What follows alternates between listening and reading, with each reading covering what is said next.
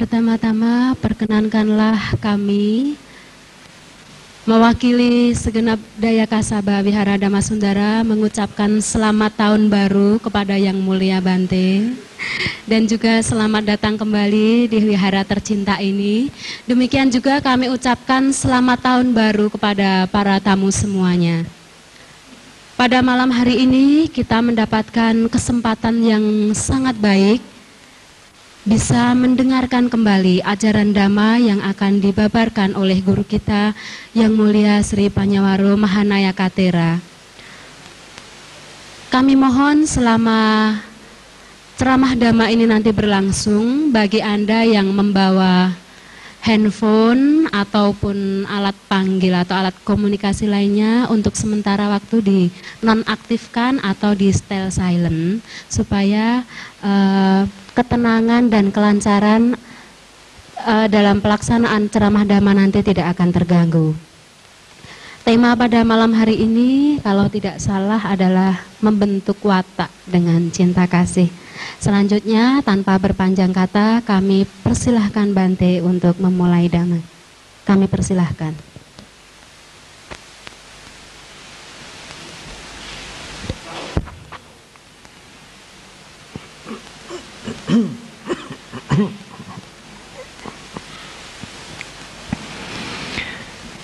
Para ibu, bapak dan saudara-saudara, memang sudah lama saya tidak mengisi ceramah Dhamma atau Dhamma kelas seperti malam hari ini. Dan pada waktu kita bertemu sekarang, tahu-tahu sudah tahun baru 2004. Oleh karena itu, seperti dari Wilis, saya juga mengucapkan selamat tahun baru tahun 2004. Kita menutup yang lalu dan memulai yang baru dengan harapan semoga kita mampu meningkatkan kualitas diri kita untuk mencapai kebebasan dari penderitaan sebagai tujuan setiap umat Buddha. Tetapi pernah saya sampaikan di tempat ini dalam bahasa yang bahasa sehari-hari. Tetapi kan tahun baru kita ini kan tidak hanya satu begitu. Nanti tanggal 22 Januari kan hari libur tahun baru lagi. Nanti juga bulan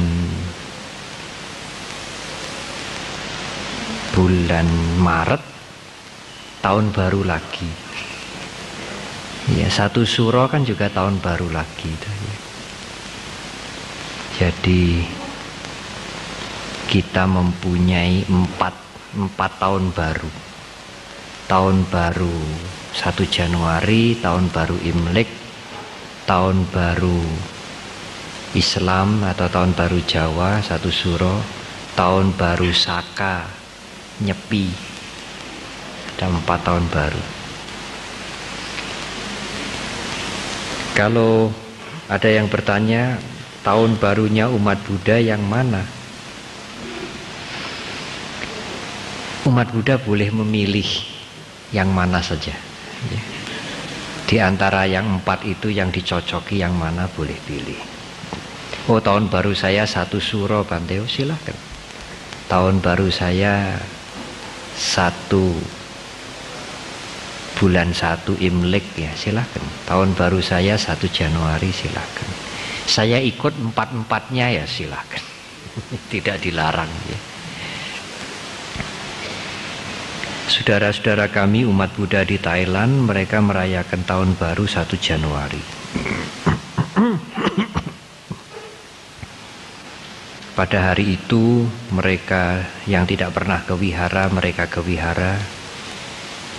yang tidak pernah memberikan pindapata, makanan kepada para biku.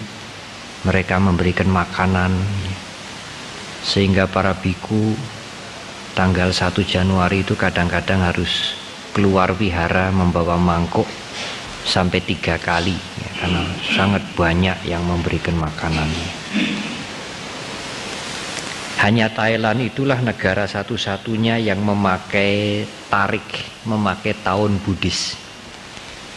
Dia tetap menggunakan perhitungan solar, tidak lunar, tidak Imlek, tetapi solar seperti kita, Januari, Februari, tapi tahunnya bukan tahun 2004, tahunnya 2547, 2546. Satu-satunya negara di dunia ini yang tidak menggunakan tarik Masehi adalah Thailand. Dia menggunakan tarik Buddhis. Ibu bapak dan saudara-saudara, mengapa saya agak lama tidak kemari? Mungkin saudara bertanya, Biku Panyawaro kemana, atau sudah tidak mengurus wihara Dhammasundara lagi? Ada pekerjaan besar ibu bapak saudara-saudara.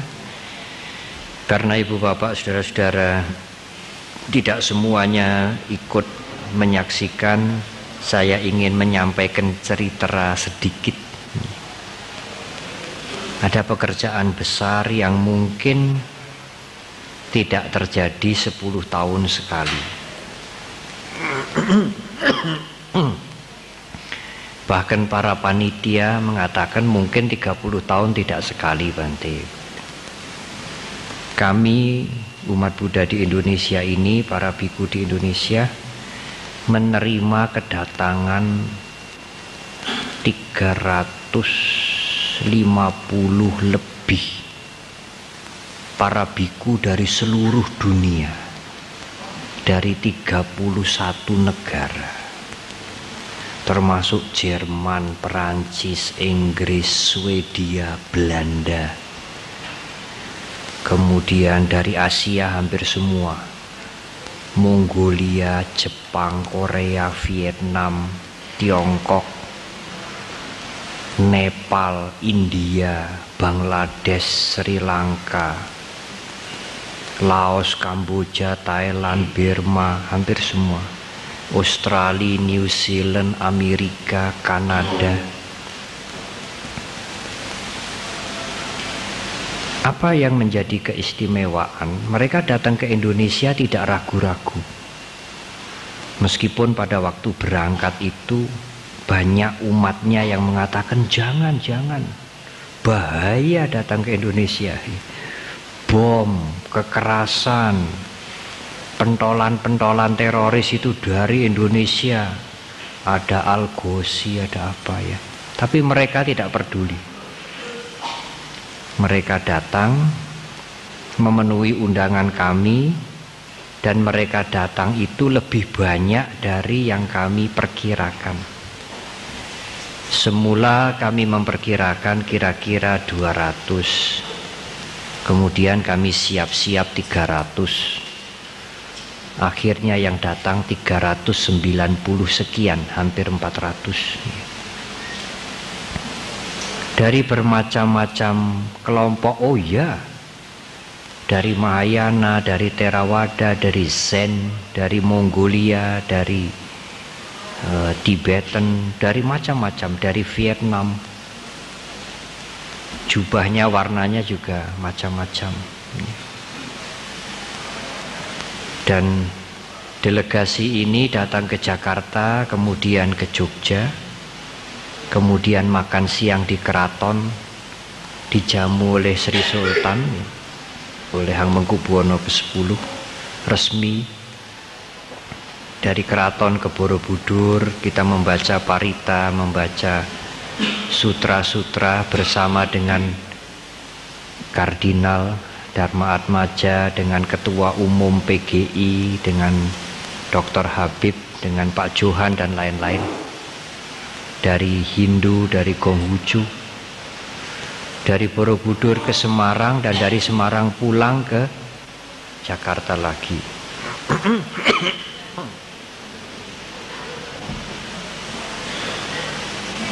Ibu bapak dan saudara-saudara, saya cerita supaya ibu bapak ikut merasakan kebahagiaannya, tetapi tidak usah ikut repotnya.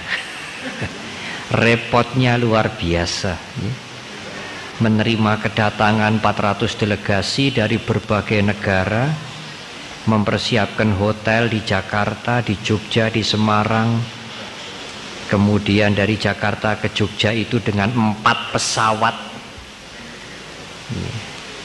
2 pesawat biasa, 2 lagi charter. Jadi kita sengaja sewa pesawat. Demikian juga dari Semarang pulang ke Jakarta. Ibu bapak dan saudara-saudara, itulah kehormatan bagi Indonesia. Jadi kalau mereka diundang Singapura, diundang Australia, diundang Jepang, mereka mau datang tidak aneh.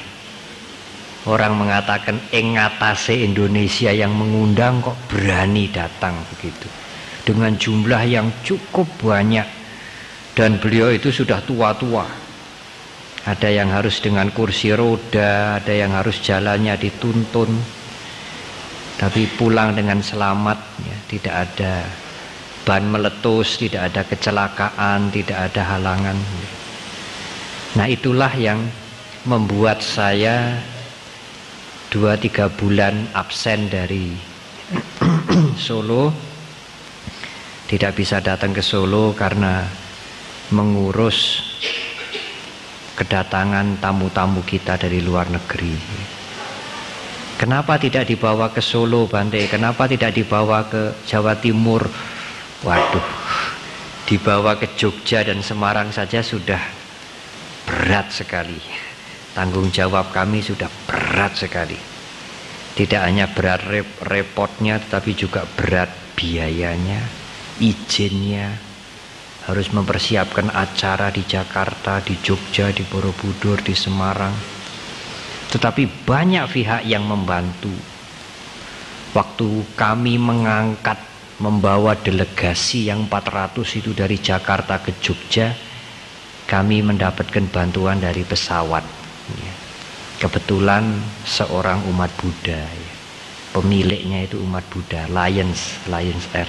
Kami diberi 4 pesawat gratis, free, tidak bayar, Bante, tidak usah bayar, ya.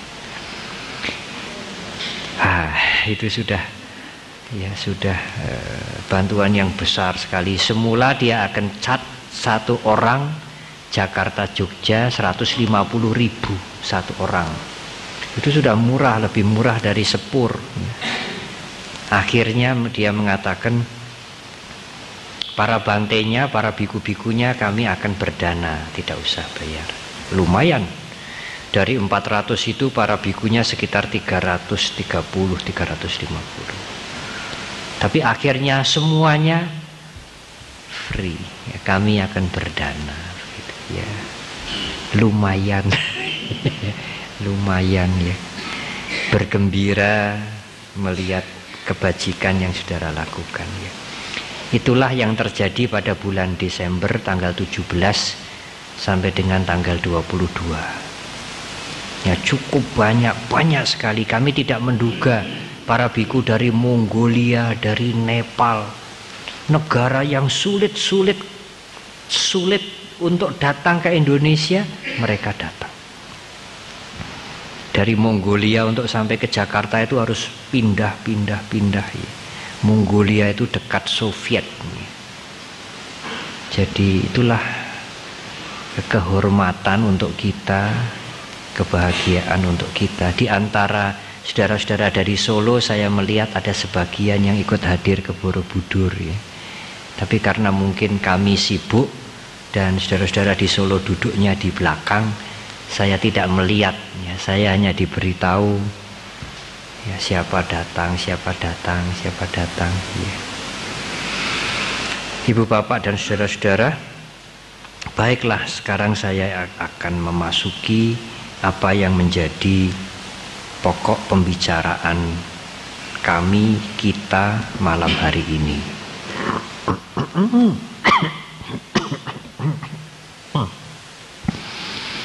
Salah satu ajaran pokok agama Buddha adalah hukum karma. Sebab akibat. Akibat peristiwa terjadi karena ada sebab.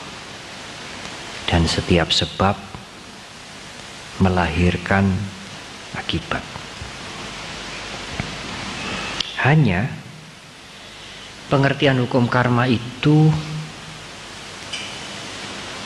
tidak boleh difahami dengan amat sempit. Apa artinya? Artinya semua yang terjadi, yang kita alami bukan karena karma yang lalu. Memang yang lalu kita membuat banyak macam perbuatan, yang baik maupun yang tidak baik, dan berakibat. Tetapi apa yang kita alami sekarang, kondisi yang kita alami sekarang, tidak hanya kita hadapi tapi kita alami. Keberadaan kita sekarang, taraf hidup kita sekarang, kedudukan sosial kita sekarang tidak 100% akibat karma yang lalu. Pengertian ini bukan pengertian yang melengkapi, tetapi justru pengertian yang sangat penting. Kalau keadaan kita sekarang, strata sosial kita sekarang, keadaan kehidupan kita sekarang, seluruhnya adalah akibat dari perbuatan atau karma kita sendiri yang lalu, itu justru membuat ajaran agama Buddha itu fatalistik. Fatalistik itu fatal. Ya udah, kita sekarang ini akibat yang lalu, ya udah harap diapake. Fatalistik. Itu amat berbahaya pengertian seperti itu. Dan itu justru bertentangan dengan ajaran hukum karma yang diajarkan oleh Sang Buddha. Ada 3 pandangan yang fatalistik yang ditolak oleh Buddha Gautama.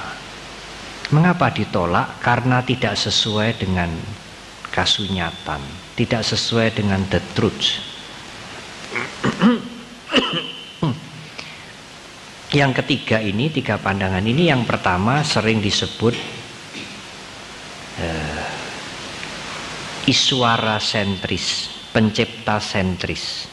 Segala-galanya itu memang sudah diciptakan begitu, digariskan begitu, ditakdirkan begitu. Segala-galanya, mau miskin, mau kaya, mau sengsara, mau makmur,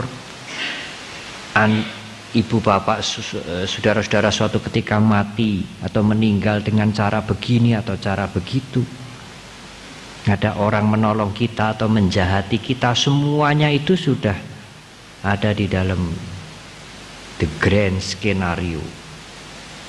Itu fatalistik. Menurut Buddha Gautama, lalu buat apa? Buat apa usaha-usaha yang kita lakukan?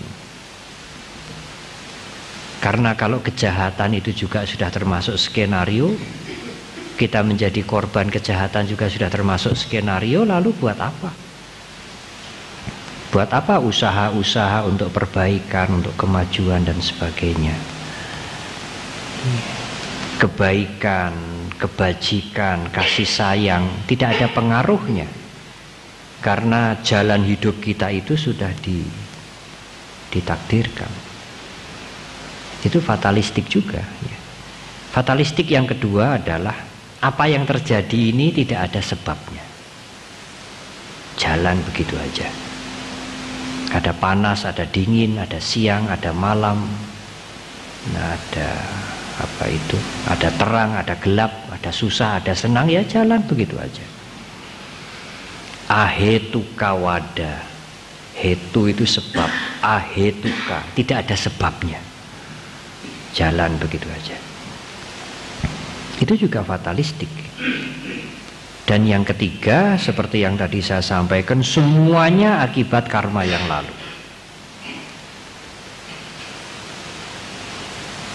Apa yang kita rasakan, apa yang kita alami, kondisi sosial, kesejahteraan, semuanya sepenuhnya akibat dari karma perbuatan yang lalu.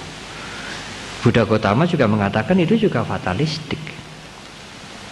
Jadi apapun yang kita lakukan sekarang tidak ada pengaruhnya.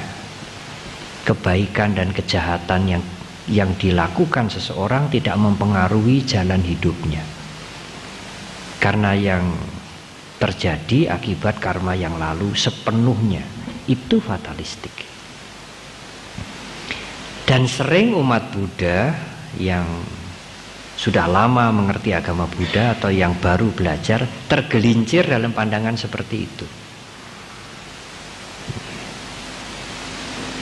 Ibu bapak dan saudara-saudara, justru dalam pandangan agama Buddha, apa yang diajarkan Buddha Gautama, karena beliau melihat kasunyatan, the truth,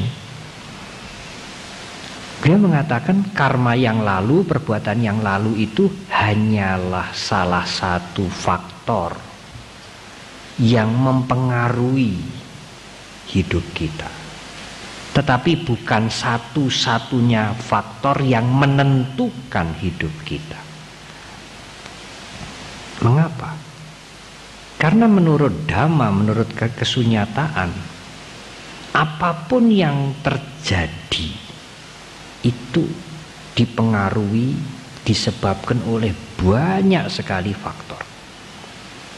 Tidak satu faktor, tidak satu sebab. Dan perbuatan yang lalu itu hanyalah salah satu dari banyak sebab. Di antara sebab-sebab faktor-faktor yang mewarnai hidup kita ini adalah perbuatan kita sekarang. Dan justru perbuatan kita sekarang itu yang mempunyai kesempatan sangat luas untuk kita putuskan. Apapun yang sudah lalu dari hidup yang lalu, yang kemarin sudah terjadi, kita tidak bisa meralat. Tetapi justru perbuatan kita sekarang ini akan mempunyai pengaruh cukup kuat untuk mempengaruhi perbuatan-perbuatan yang sudah lewat, sehingga membuat kehidupan kita seperti begini ini. Dengan kalimat yang lain, kalau kita ingin mempengaruhi perbuatan yang sudah lewat, tidak cukup hanya dengan menyesal, atau kalau itu baik mensyukuri, tidak. Kalau kita ingin mempengaruhi perbuatan yang sudah lewat, berbuatlah sesuatu sekarang ini. Hanya dengan cara itu, tidak ada cara lain. Kalau yang sudah lewat itu memang baik, bermanfaat, berguna, berfaedah, lakukanlah kembali, supaya perbuatan itu memberikan akibat yang maksimal. Kalau itu ternyata tidak baik, kejahatan, merugikan, baik bagi orang lain maupun bagi kita, bukan penyesalan, bukan rasa bersalah, tetapi lakukanlah sesuatu sehingga dengan apa yang kita lakukan itu, yang tidak baik, yang lampau itu tidak akan banyak dampaknya pada kehidupan kita. Ibu bapak dan saudara-saudara, oleh karena itu Dalam pengertian tentang hukum karma disebutkan bahwa setiap orang mempunyai free will, mempunyai kehendak bebas, dan dia bisa menggunakan kehendak itu untuk kebaikan atau kejahatan, untuk yang bermanfaat atau untuk hal-hal yang merugikan. Dalam bahasa Pali dikatakan atakara, purisakara. Ada kehendak yang kita bisa arahkan. Sekarang kita mau melakukan sesuatu yang baik atau sesuatu yang jelek. Itu sepenuhnya pada keputusan kita. Oleh karena itulah ibu bapak dan saudara-saudara, proses belajar, proses melatih diri, proses melakukan hal-hal yang baik adalah sesuatu yang sesungguhnya amat penting sekali. Sebenarnya kita tidak usah terlalu menghiraukan apa yang sudah lewat, karena yang sudah lewat sekali lagi tidak bisa dihapus begitu saja tanpa kita melakukan sesuatu sekarang. Dan apa yang harus kita lakukan sekarang? Lakukanlah hal-hal yang bermanfaat bagi orang lain. Sudah tentu bermanfaat bagi orang lain, pasti bermanfaat untuk diri kita. Saya ingin membawa pokok pembicaraan tentang cinta kasih sebagai dasar untuk membentuk salah satu dasar yang paling perlu, paling penting untuk membentuk karakter seseorang. Kalau di Indonesia kan karakter itu seperti kepribadiannya. Saya kira setara dengan kalimat, artinya setara dengan kepribadian. Dan kepribadian seseorang itu akan tercermin, akan kelihatan pada perilakunya.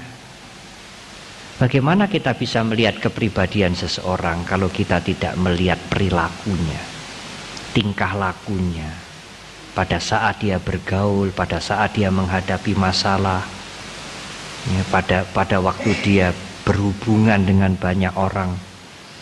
Perilaku seseorang itu mencerminkan, oh kepribadian dia begitu. Dan kepribadian itu bisa terbentuk kalau ada fondasi, ada dasar yang menunjang sehingga kepribadiannya seperti itu. Dan kepribadian itu akan tampak pada perbuatan dia, pada perilaku dia. Ibu bapak dan saudara-saudara, umat Buddha tidak akan asing dengan kalimat metta bahasa Pali atau maitri bahasa Sanskerta yang diindonesiakan dengan cinta kasih. Tetapi meskipun kalimat ini sering kita dengar, sering diucapkan, tidak asing bagi umat Buddha, tetapi kadang-kadang kita sulit menangkap arti cinta kasih kuwi apa toh ya? Apa toh? Dan kadang-kadang orang menerjemahkan cinta kasih itu, aku senang karo kai. Kepada semuanya saya senang, saya punya cinta kasih, pada dia tidak. Tidak begitu ibu bapak dan saudara. Cinta kasih dalam pandangan Buddhis bukan cinta emosional, ya, bukan cinta emosi, emosional. Kemarin ada pertemuan semacam penataran para mahasiswa di Ciawi. Saya juga diminta berbicara tentang cinta kasih. Dari banyak literatur dan penjelasan-penjelasan tentang cinta kasih, saya ingin menggunakan satu kalimat yang mungkin gampang untuk menangkap cinta kasih itu bagaimana. Satu kalimat ini mungkin bisa menjelaskan dengan konkret. Konkret itu cetane ya, jelasnya apa atau bagaimana atau cinta kasih itu. Dalam pengertian yang konkret, cinta kasih itu adalah menghargai kehidupan. Sudahkah saudara menghargai kehidupan? Karena kehidupan itu sangat berharga. Itulah cinta kasih. Ibu, bapak, dan saudara boleh tidak senang dengan perilakunya, boleh sengit dengan perilakunya, dengan tindak tanduknya, dengan cara dia bekerja, dengan kemalasannya, dengan kejahatannya, dengan segala macam. Tetapi tetap harus menghargai kehidupannya. Karena orang jahat sekalipun adalah makhluk hidup. Itulah sesungguhnya pengertian meta yang mewarnai ajaran agama Buddha. Apa yang dihantam ya, apa yang dihancurkan oleh Sang Buddha? Kejahatan. Perilaku-perilaku yang merugikan masyarakat dan sudah tentu merugikan dirinya sendiri. Tetapi tidak menghancurkan kehidupan. Karena menghancurkan kehidupan adalah kejahatan. Sejahat-jahatnya orang itu, sebusuk-busuknya orang itu, sampai menimbulkan bencana, membunuh ribuan orang dengan sangat kejam, dia adalah makhluk hidup. Kita sangat tidak senang dengan perilakunya, tetapi kita tidak boleh menghancurkan hidupnya. Kalau begitu agama Buddha tidak setuju dengan hukuman mati, Bante. Oh iya, jelas, pasti kami tidak bisa menerima hukuman mati.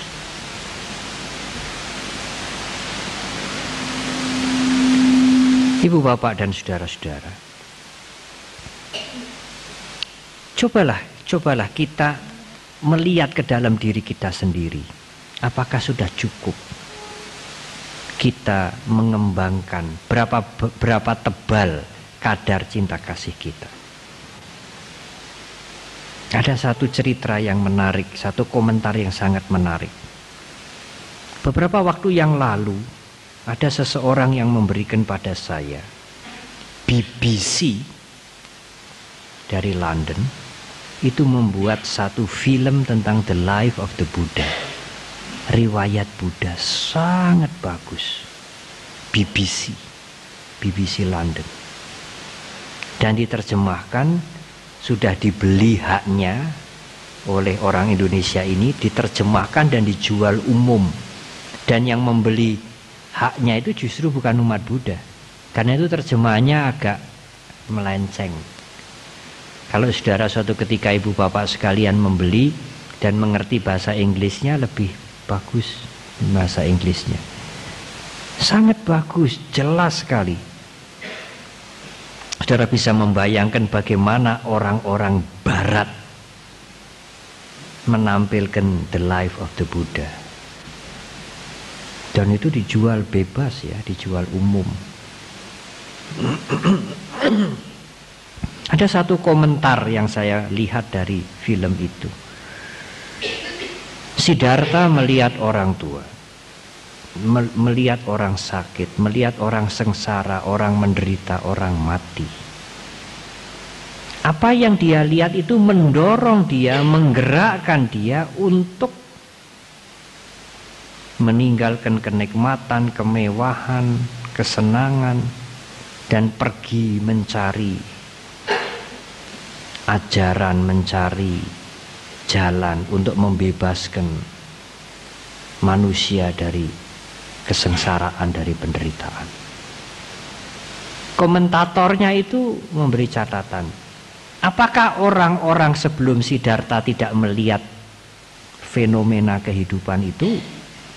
Apakah orang-orang sebelum Siddhartha tidak melihat orang sakit, orang mati, orang sengsara, orang menderita, orang tua?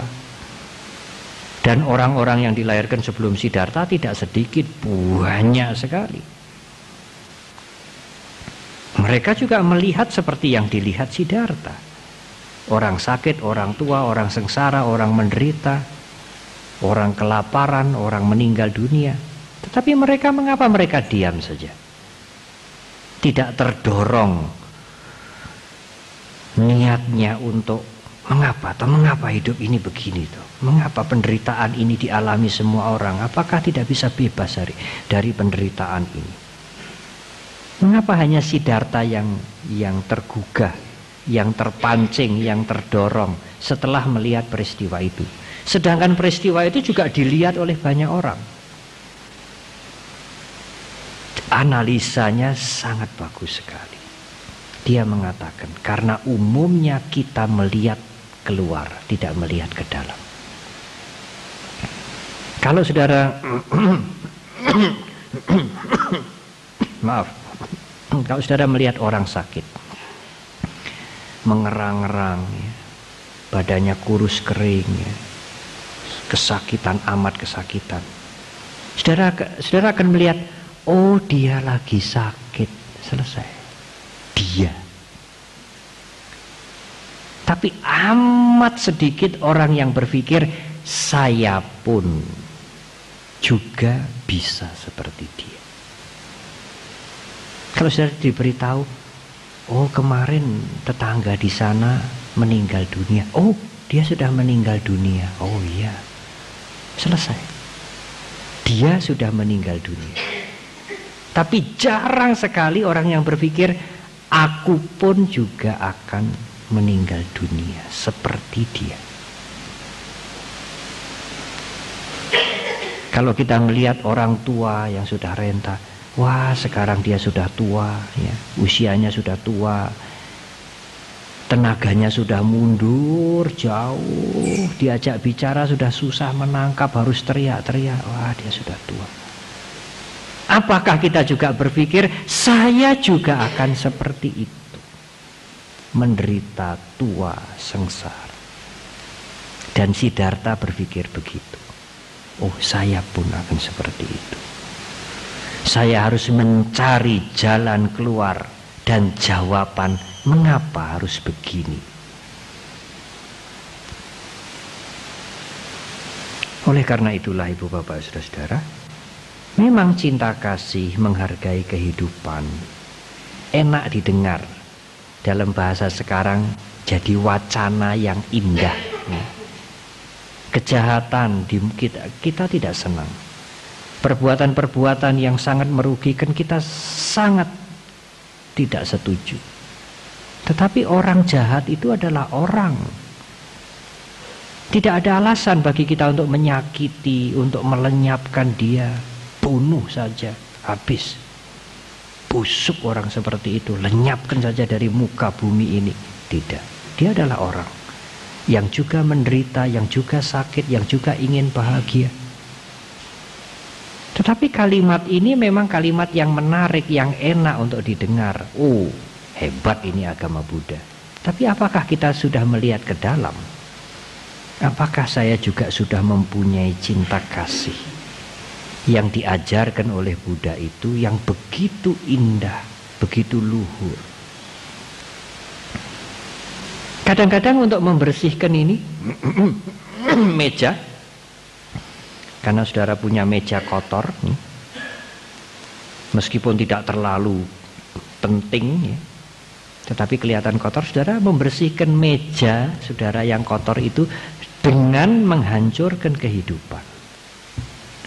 Hanya untuk membersihkan meja, membunuh semut atau binatang-binatang yang kecil. Alah meng semut wae. Tapi dia adalah hidup. Apakah harus hanya untuk membersihkan meja kita melakukan pembunuhan? Kita merendahkan kehidupan.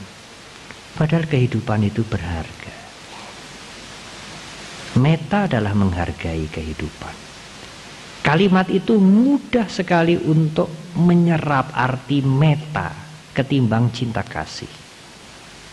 Oh, aku cinta pada dia, aku senang pada dia, aku senang pada yang lain-lain. Binatang-binatang aku juga senang, aku cinta. Kalau masih disenangi, kalau sudah tidak disenangi, dibuang, dibunuh, dihancurkan. Metta tidak hanya senang, emosi, emosional. Tapi metta atau cinta kasih itu menghargai setiap kehidupan. Apapun kehidupan itu. siapapun atau apapun. Saya ingat pada waktu tahun 2002, pada waktu Waisak, Vatikan mengucapkan selamat Waisak kepada umat Buddha dengan satu pesan. Di pesan yang dikeluarkan oleh Vatikan itu, Sri Paus mengutip bahwa ajaran agama Buddha itu mengajarkan orang untuk menghargai kehidupan, termasuk binatang. Kalau binatang saja harus dicintai, apalagi manusia. Dan pada waktu Kardinal berbicara di Borobudur, kalimat itu dikutip lagi. Ajaran agama Buddha itu mengajarkan kita untuk menghargai kehidupan, mencintai kehidupan sekalipun binatang. Ibu, bapak, dan saudara-saudara, oleh karena itu, kalau saudara setuju dengan ajaran metta atau maitri atau cinta kasih atau menghargai kehidupan, yang pertama adalah mengendalikan diri. Kalau orang merasa atau cocok dengan cinta kasih tapi tidak mengendalikan diri, mustahil. Dia membuat keonaran, membuat masalah, membuat persoalan, membuat tindakan-tindakan yang menghancurkan kian kemari. Tapi dia mengatakan, aku punya cinta kasih kok. Bohong. Orang yang mempunyai cinta kasih, kalau Anda konsisten ingin menjadi orang yang punya metta, wujud dari sikap mental metta itu adalah pengendalian diri. Wujudnya metta apa? Mengendalikan diri. Bagaimana kita tahu dia mempunyai karakter, mempunyai kepribadian yang muncul dari metta, yang berpegang pada metta? Bagaimana kita bisa tahu? Kita tidak bisa baca pikiran dia. Kita bisa tahu kalau melihat perilakunya. Kalau perilakunya itu mateni tas. Bagaimana dikatakan metta? Salah apa? Lah itu kehidupan ya. Ya kita tidak bisa mutlak bebas dari pembunuhan. Andai kata toh terjadi pembunuhan bukan karena kehendak. Tidak ada kehendak untuk membunuh. Kita berusaha untuk menghindari semaksimal mungkin pembunuhan apapun. Itulah wujud dari cinta kasih.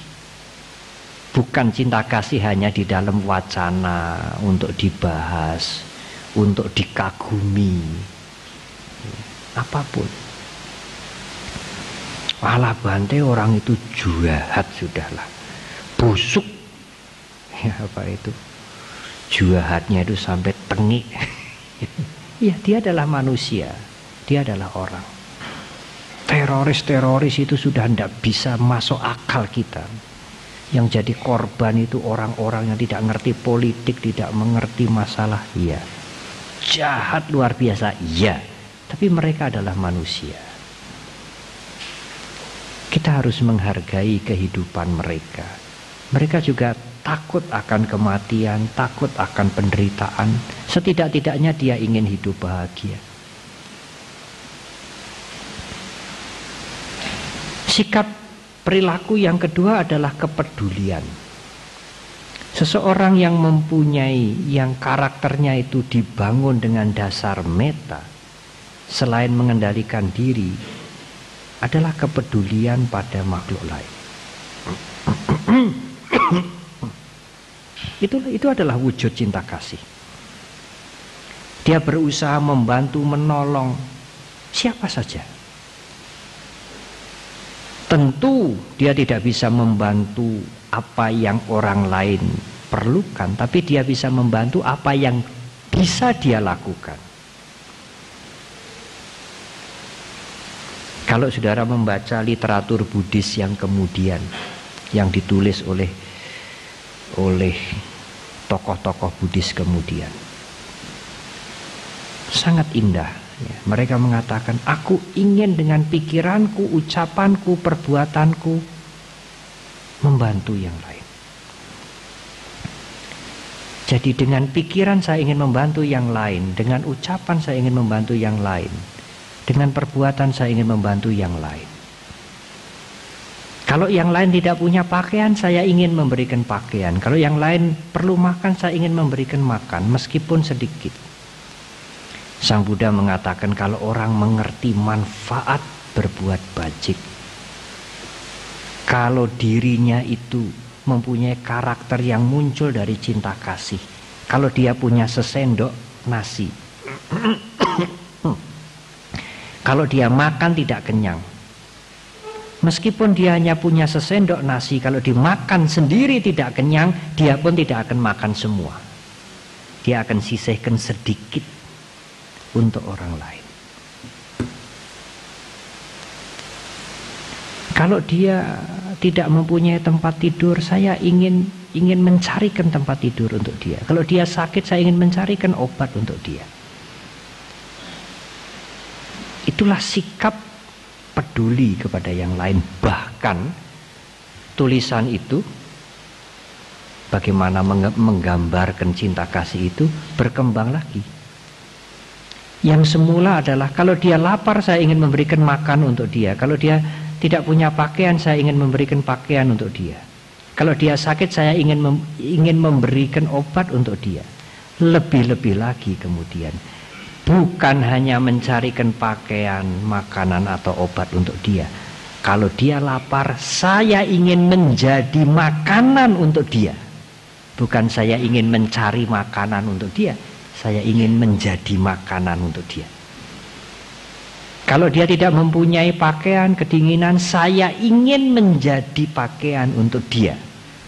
Kalau dia sakit dan tidak punya obat, saya ingin menjadi obat untuk dia. Bahkan seluruh hidup kita ini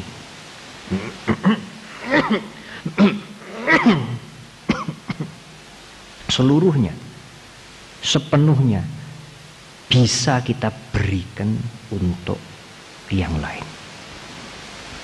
Saya pernah singgung sedikit pada waktu perayaan Katina di sini. Seluruhnya. Betul kan? Betul. Bisa saudara. Seluruhnya untuk yang lain, bukan untuk diri sendiri. Apa saja. Iya Bante, kalau kita memberikan bantuan, apakah itu materi, apakah itu khotbah, ceramah, nasihat,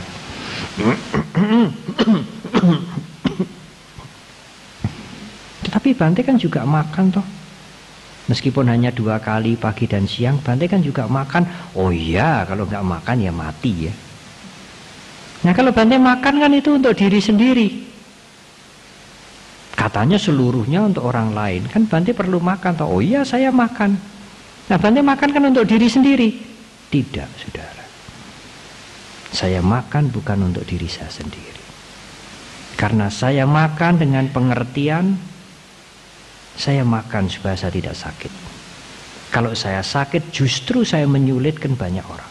Tidak membantu banyak orang, menyulitkan banyak orang. Karena itu saya makan supaya saya tidak sakit, supaya saya tidak lemes.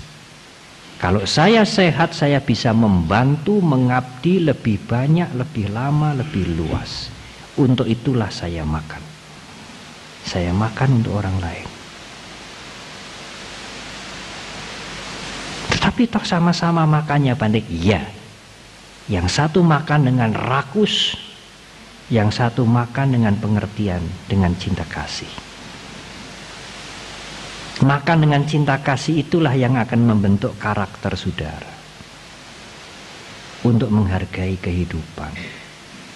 Untuk tidak tega membunuh, mencuri, menyakiti. Menyakiti fisik maupun menyakiti hati. Nah kalau malam Bante juga tidur. Apa Bante nggak pernah tidur? Terus terang tidur saudara. Tidur, meskipun tidurnya kadang-kadang larut malam. jam 4, setengah 5 kadang-kadang paling lambat sudah bangun. Bante tidur kan untuk Bante sendiri? Tidak. Saya pun tidur dengan pengertian, dengan pikiran untuk orang lain. Kalau saya tidak tidur, saya akan setengah sadar, setengah ngeleyang mungkin. Pada waktu kemarin mengurus delegasi 5 hari dengan acara Jakarta, Jogja, Borobudur, Semarang, dengan bermacam-macam urusan, tiap malam tidur jam 3. 400 orang mencocokkan bagasi, 400 koper itu. Datang di Jogja sudah jam 10, setengah 11, masuk di 2 hotel. Koper sini ke sana, koper sana ke sini. Mereka menunggu setengah jam, 1 jam. Mana paket saya ini? Saya sudah menunggu lama. Pagi-pagi jam 8 hari habis makan, koper-koper kumpulkan lagi. Tidak hanya 40, 50, ada 400. Dan satu delegasi bisa bawa 2 koper, 3 koper. Angkat ke Semarang. Di Semarang lagi sampai jam 3 pagi. Saya perlu tidur. Meskipun kurang. Dengan tidur, pagi bangun menjadi segar. Tidak akan kurang darah, tidak akan sakit, sehingga saya bisa serve others. Melayani yang lain dengan lebih baik, lebih luas, lebih banyak. To serve others dengan lebih baik. Kalau kita sakit, kalau kita loyo, kalau kita tidak bersemangat, justru mungkin kita menjadi urusan orang lain. Bukan membantu orang lain, kita menjadi urusan orang lain. Kita makan, kita tidur, kita mandi, kita mengobati penyakit kita, kita berpakaian dengan baik, kita memakai sendal, memakai sepatu dengan baik, kita minum vitamin. Cobalah berpikir, saya melakukan ini supaya saya bisa to serve others dengan lebih baik, lebih lama, lebih banyak. Membantu, melayani, menolong yang lain lebih banyak, lebih luas. Siapa Bante yang lain itu siapa? Ya tidak usah jauh-jauh saudara. Kalau tidak bisa banyak-banyak ya keluarganya sendiri toh. Suaminya, istrinya, anak-anaknya, teman-temannya, lingkungannya. Syukur bisa lebih banyak, lebih banyak, lebih banyak, lebih banyak. Jadi tidak selalu berpikir aku, tapi yang lain. Besar sekali. Sikap mental yang seperti ini akan tercermin dalam perilaku dan memberikan dampak yang besar sekali. Yang pertama, keserakahan akan jauh berkurang. Karena kita selalu memikirkan untuk yang lain. Suamiku, istriku, anakku, lingkunganku, yang lain. Bukan aku. Saya mengatakan kalau lagi pacaran ya selalu pacarnya toh. Dia bisa mengendalikan diri. Jangan sampai pacarnya kecewa, sakit hati, yang busuk-busuk disimpan kan begitu. Semua untuk pasangannya. Apa mau dia, apa keinginan dia, apa hobi dia, apa kesukaan warnanya dia, selalu untuk dia, bukan untuk kita. Tapi nanti kalau sudah menikah, anaknya 1, 2, terbalik. Bukan dia untuk istrinya, dia menuntut dari istrinya. Kamu harus tahu saya. Lah, kok lain dulu, lain sekarang. Sang istri juga begitu. Dulu waktu pacaran selalu hanya memikirkan sang cowoknya ya. Apa yang dia suka, apa yang dia tidak suka, apa yang dia mau. Sepenuh hidup saya untuk kamu. Setelah anaknya lahir 1, 2, 3, sekarang menuntut. Kamu harus tahu saya toh. Terbalik. Kenapa kok tidak seperti dulu sepenuhnya untuk yang lain? Sekarang kenapa kamu minta untuk diperhatikan terus-menerus ya? Dia minta diperhatikan suaminya, anak-anaknya. Dia minta dibahagiakan suaminya, anak-anaknya. Suaminya, anak-anaknya harus mengerti segala sesuatu tentang dia. Jangan menyulitkan dia, jangan mengecewakan dia. Mengapa harus begitu? Tidak masuk akal. Satu orang menuntut banyak orang menyesuaikan dirinya untuk satu orang. Tidak masuk akal. Lebih masuk akal kalau satu orang untuk banyak orang daripada banyak orang untuk satu orang. Kan begitu. Kalau saya bisa berguna untuk suami, untuk istri, untuk anak-anak, untuk banyak orang, lebih baik daripada banyak orang harus nuruti saya. Nggak masuk akal. Cenglinya di mana? Cenglinya di mana? 5 orang, 6 orang harus ngopeni satu orang, menyenangkan satu orang. Kan lebih logis kalau satu orang itu bisa bermanfaat untuk banyak orang. Keserakahan akan berkurang. Yang kedua, kebencian akan berkurang. Orang kalau memperhatikan yang lain, menghargai kehidupan, mengendalikan diri, kebencian dia akan berkurang. Andai kata suatu ketika terpancing timbul kebencian, sebentar, karena kita belum menjadi orang suci. Ada perumpamaan yang bagus. Kalau timbul kebencian, dendam, ada beberapa tipe. Tipe yang pertama, orang mencatatnya, kebencian yang timbul, kemarahan yang timbul itu dicatat atau dilakukan seperti orang memahat batu. Jadi kebenciannya itu seperti dilakukan seperti orang memahat batu.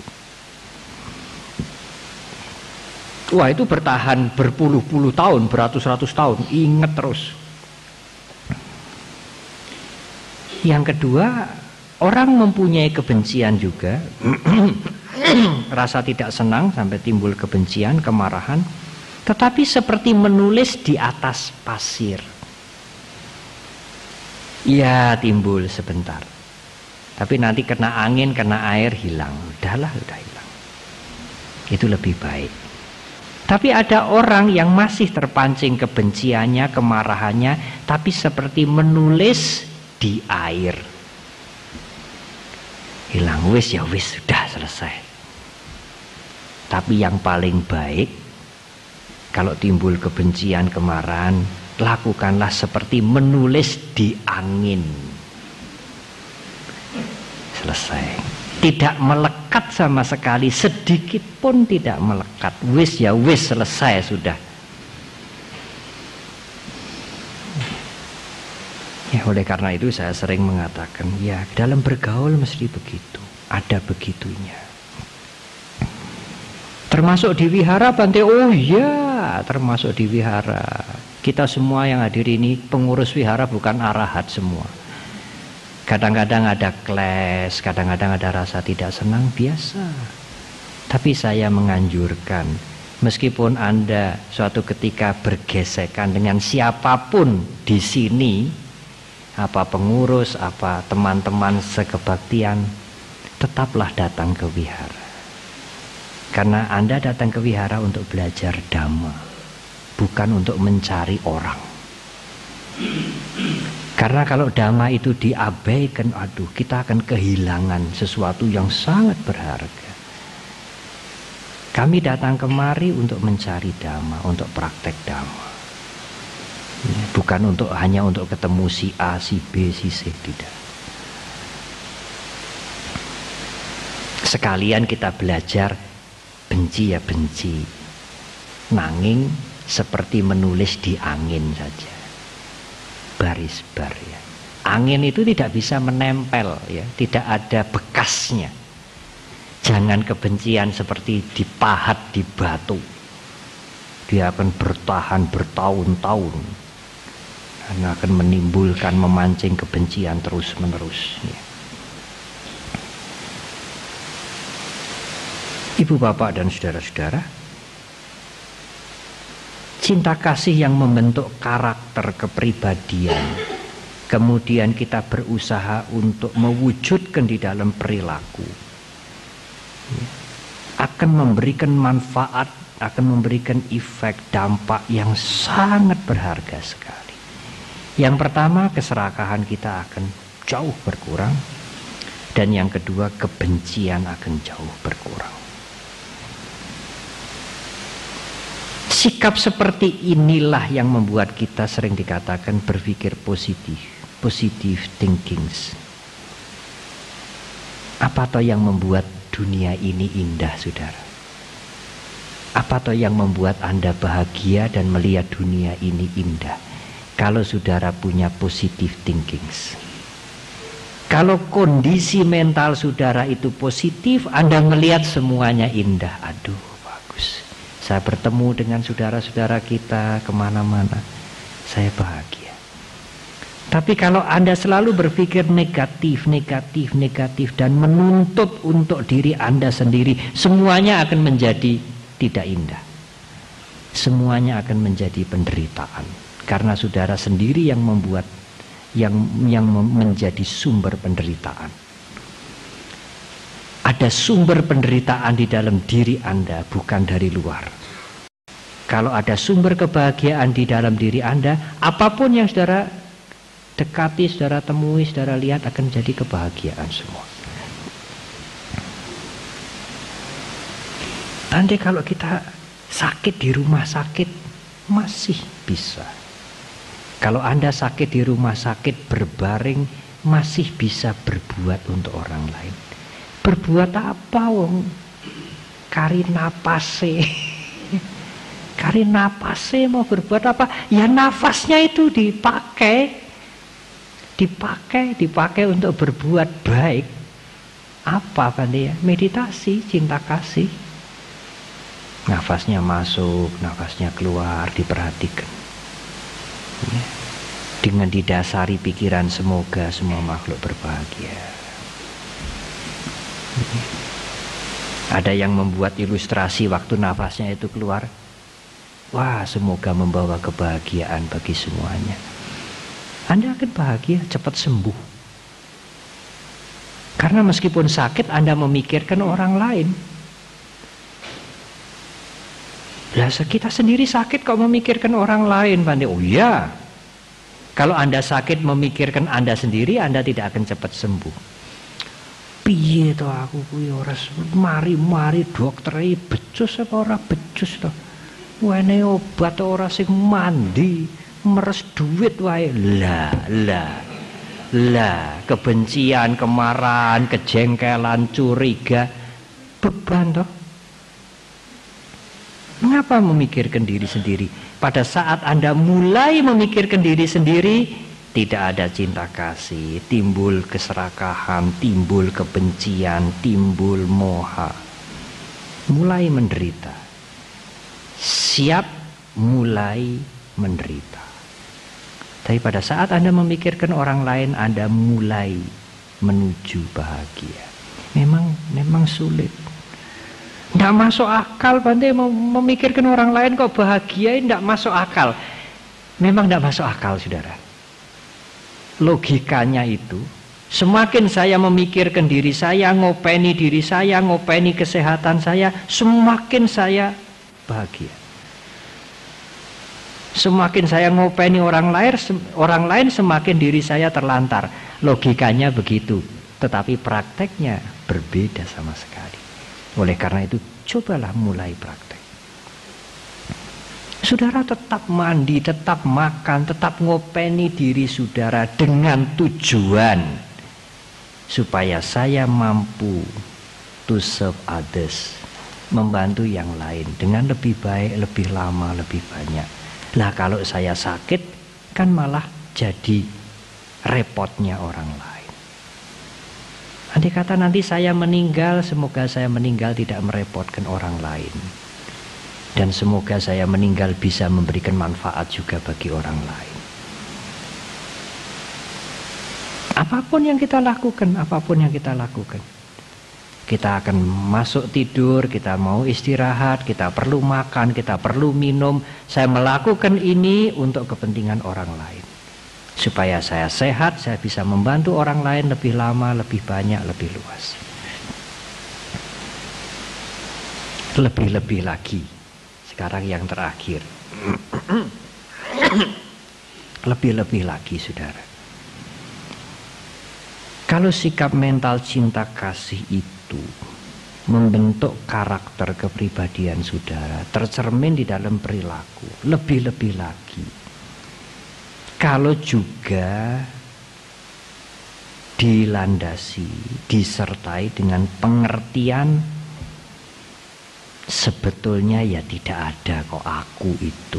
Wah, itu lebih-lebih lagi. Itulah puncak daripada ajaran Dhamma.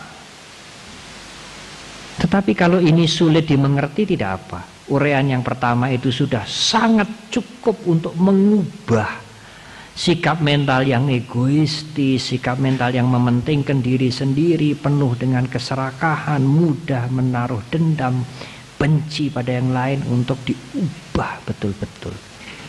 Tetapi kalau bisa ditambah dengan uraian yang terakhir ini, oh itu lebih-lebih lagi. Kalau Anda sudah berhasil menolong, membantu, membahagiakan banyak orang, Anda pun harus mempunyai pengertian, ibu bapak dan saudara harus mempunyai pengertian, sebetulnya tidak ada aku yang melakukan itu, hanya perbuatan yang ada. Aku yang melakukan, yang memiliki itu tidak ada. Saya kemarin menjelaskan itu di Ciawi dengan agak susah payah, tapi akhirnya mereka bisa mengerti. Ya, seperti yang saya sering jelaskan berkali-kali, memang kita boleh menyebutkan aku dan saya, itu hanya untuk hidup bermasyarakat, bergaul.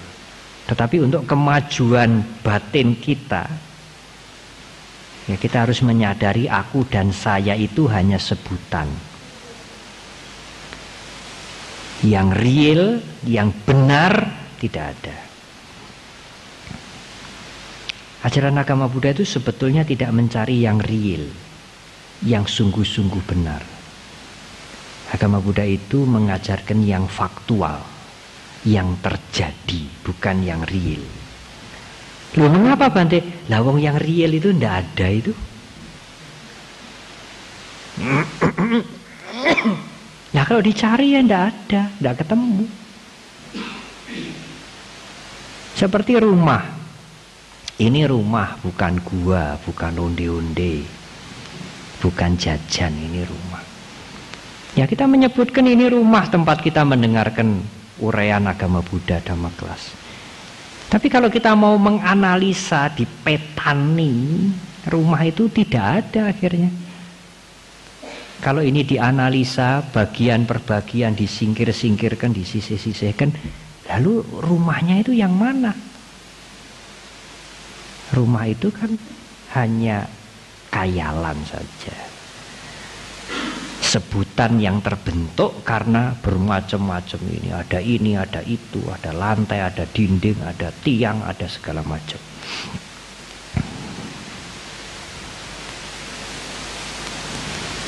Sama dengan kepada anak-anak saya mengatakan tutup gelas ini. Sama dengan ini. Ini kalau dikatakan tidak ada, ya salah. Oh ada. Kalau dikatakan ada, ya tidak benar. Lah piye? Karena kalau bisa dikatakan ada, saudara bisa menunjukkan eksis toh, ada. Ada, saudara bisa menunjukkan. Kalau saudara konsisten mengatakan ini ada, saudara bisa menunjukkan yang mana yang ada itu. Itu. Sebelum kalimat itu berakhir, ini sudah berubah. Yang Anda maksudkan itu sudah berbeda dengan yang sekarang. Ini berubah saudara setiap saat, lebih cepat dari detik, tidak pernah berhenti, tidak ada unsur yang kekal, yang inherent, selalu berubah. Ya saudara-saudara yang mengerti fisika, ilmu pengetahuan alam, ya ini kan molekul-molekul, atom-atom. Meskipun kita tidak pegang, tidak goyang-goyang, ini berubah terus, cepat sekali dia berubah. Nah yang dikatakan ada itu yang mana? Dia terus berubah. Mata kita tidak bisa melihat. Kalau ini sudah remuk, sudah pecah, kasat mata baru lihat. Nah sekarang sudah berubah. Lah tadi belum. Oh ini berubah terus. Ini seperti air ini. Oh ini berubah terus ini. Obah-obah ini Goyang-goyang ini berubah terus. Nah kalau tidak goyang Bante, dia akan berubah terus, cepat sekali. Nanti 5 hari lagi saudara datang baru kemudian kurang tuh. Lah baru berubah. Karena sudah kurang banyak baru kelihatan oleh mata, baru berubah. Padahal berubahnya itu setiap saat. Bukan tiba-tiba berkurang, setiap saat dia berubah. Ini kan molekul-molekul atom-atom. Jadi kalau saudara ditanya air itu tidak ada, salah. Air itu ada, salah juga. Kalau tidak dikatakan tidak ada, wong seperti itu. Dikatakan ada, tidak bisa menunjuk. Kalau ada yang mana? Yang mana air yang saudara maksudkan yang mana? Yang itu. Nah sudah berubah dia. Itu yang mana? Lalu bagaimana Bante? Bagaimana senyatanya? Senyatanya adalah paticca samuppada. Saling bergantungan bermacam-macam faktor, dan faktor-faktor itu selalu berubah. Demikian juga awake dhewe ini, diri kita ini. Jadi mana yang disebut aku, mana? Kalau kita petani, kalau kita analisa, baik fisik maupun psikis, mental, tidak ada yang abadi, tidak ada yang inherent, tetap, selalu berubah, semuanya. Siapa yang memiliki pengabdian, siapa yang sudah mengabdi, siapa yang sudah menolong, siapa yang sudah membantu, siapa yang sudah berjasa, tidak ada. Yang ada hanya perbuatan yang baik, peristiwa perbuatan baik.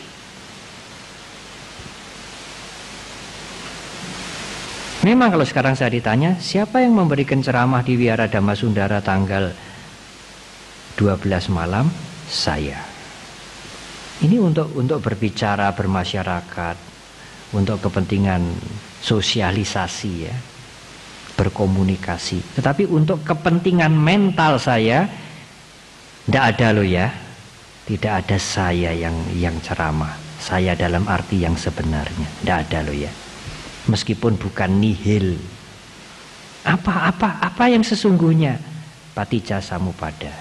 Bermacam-macam unsur saling bergantungan sehingga ada peristiwa malam hari ini. Dan peristiwa itu peristiwa baik, bukan kejahatan, bukan peristiwa yang membawa kehancuran, yang merugikan yang lain. Lebih-lebih lagi Bu Bapak, kalau pengertian ini bisa ditangkap, hancurlah keakuan itu. Tetapi itu kan pengertian intelektual Bante. Oh iya, meskipun ini pengertian intelektual, sangat berharga dibandingkan kalau seseorang tidak mengerti sama sekali. Pengertian ini akan dilihat di dalam meditasi. Meskipun yang saya sampaikan ini saudara mengerti karena intelektualitas saudara itu sangat berguna. Apalagi kalau saudara melihat paticca samuppada atau anatta ini di dalam meditasi, itu lebih-lebih lagi. Tapi mengerti secara intelektual sudah sangat berguna. Melandasi semua pengalaman-pengalaman kehidupan yang kita alami. Sebaliknya juga kalau kita dimaki-maki, dirasani, kemudian dihujat, siapa tahu yang dihujat ini toh? Wong aku yang sesungguhnya itu ora ono ya. Siapa tahu yang dihujat ini toh? Ben kesel dewe. Tidak ada. Lah kan kita sadar, ya kan kita punya telinga. Lalu kemudian masuk ke pikiran, kemudian ingatan itu ya, apa itu? Disket ya. Memori kita itu kemudian kepancing, kemudian aku dihina kayak babi ya, dan sebagainya. Nah kalau memori kita itu baru off, baru tidur, ya tidak memberikan respon apa-apa. Hanya begitu tuh. Memori-memori itu yang membuat kita terpancing. Kemudian timbul perasaan senang, tidak senang. Tetapi itu juga sementara. Sebentar kemudian hilang. Ibu bapak dan saudara-saudara, inilah sesungguhnya dasar-dasar yang membentuk karakter seseorang. sehingga tercermin di dalam perilakunya. Dan apa tujuannya membentuk semuanya ini? Apa tujuannya? Adalah kebebasan. Tujuan yang rendah itu kebebasan, dirinya bebas dari penderitaan. Apakah ada tujuan yang lebih tinggi lagi, Bante? Ada kalau mau. Apa itu selain pembebasan atau kebebasan? Tujuan yang lebih tinggi adalah pencerahan. Menjadi seperti Buddha Gautama. Mengajar dharma suatu saat di mana dhamma itu sudah dilupakan. Tetapi harus mempunyai paramita, mempunyai bekal yang banyak sekali. Kalau Anda mau silahkan. Tapi tujuan yang lebih ringan adalah kebebasan. Bebas dari kungkungan, dari ikatan, dari belenggu, dari penderitaan, dari umur tua, dari sakit, dari kematian. Nah, selesai. Tapi kalau saudara ingin meningkatkan tujuan saudara, ibu bapak sekalian, ya pencerahan. Menjadi sama Sambuddha seperti Buddha Gautama. Tapi siapa Bante sesungguhnya yang jadi sama Sambuddha? Tidak ada. Tidak ada yang jadi sama Sambuddha. Lah, bagaimana tidak ada? Nah, tidak ada aku. Oleh karena itu Buddha Gautama sering dikatakan ya Buddha Gautama itu Dharma. Ini kehidupan beliau, peri kehidupan beliau. Apa yang beliau sudah lakukan di dunia itu, di dunia ini ya Dharma. Karena Sang Buddha pun ya tidak ada aku, ya tidak ada inti. Nah, ibu bapak saudara-saudara, pengertian ini memang tidak mudah. Tapi cobalah kita berusaha untuk mengerti sedikit-sedikit. Kalau memang sukar sama sekali ya tinggalkan saja. Kita mulai meningkatkan, mulai mempertebal metta, maitri, cinta kasih dalam diri kita dengan menghargai kehidupan. Apapun kehidupan itu, binatang yang kecil, yang besar, orang baik, orang jahat, apapun kehidupan itu. Saya pernah cerita waktu saya di Sri Lanka yang ada kondektur dengan sopir bis yang dia glosoran di bawah bis sampai pakaiannya kotor sama sekali untuk mengambil anak-anak anjing itu. Padahal anjing itu anjing geladak, tidak ada yang punya. Andai kata mati juga nggak ada yang gelo. Jadi dia berusaha susah payah mengambil anak-anak anjing yang kabur di bawah bis itu. Lama, cukup lama. Apa nilai ekonomisnya? Dengan berbuat begitu tidak ada orang yang terima kasih, dia tidak dapat persen, tidak ada yang kasih hadiah, dan dia harus berbelepotan lumpur untuk mengambil anak-anak anjing yang tidak menarik, yang kurus-kurus, yang tidak ada yang punya. Tapi saya melihat itulah pembentukan karakter. Dia tidak tega bisnya jalan dengan ngelindes anak anjing itu. Kalau pada anak anjing yang tidak berharga, yang jelek, yang tidak ada yang punya, tidak ada nilai ekonomisnya, dia tidak tega membunuh. Orang seperti itu tidak akan tega membunuh manusia, tidak akan tega membunuh yang lebih besar. Itu pembentukan karakter. Ada nilai yang berharga. Jangan hanya kita menghargai dari materi, dari uang. Apa gunanya dia berbuat begitu? Kalau nanti anak-anak anjing itu terselamatkan juga nggak ada orang yang terima kasih, nggak ada yang kasih persen, nggak ada yang kasih tips. Dia diselamatkan, disingkirkan gitu aja, dia jalan. Apa gunanya? Pakaiannya kena lumpur semua, penumpangnya harus menunggu agak lama. Dia bersusah-susah masuk ke kolong bus itu dan tidak gampang mengambil anak-anak anjing yang nyebar ke sana. Apa gunanya? Oh, gunanya besar sekali. Sikapnya itu sekaligus juga akan membentuk karakter dia. Kalau orang tidak tega membunuh binatang yang tidak berharga, dia juga tidak akan tega melakukan kekejaman yang akan membawa akibat penderitaan bagi banyak orang. Marilah ibu bapak dan saudara-saudara, kita membentuk karakter kita dengan hal-hal yang kecil-kecil, yang sederhana. sebagai cermin daripada karakter kita. Sekaligus perilaku kita itu akan memperkuat karakter kita juga. Itu saling berhubungan. Karakter kita mencerminkan perilaku kita memperkuat karakter kita. Dan kita harus memulai dari diri kita sendiri. Kalau tidak, kapan masyarakat ini akan memperoleh kemajuan? Nah, itulah Ibu Bapak Saudara yang ingin saya sampaikan pada malam hari ini. Betapa pentingnya cinta kasih itu sebagai salah satu landasan, fondasi untuk membangun karakter seseorang. Sekali lagi, terima kasih atas perhatian Ibu Bapak dan Saudara. Semoga bermanfaat. Terima kasih.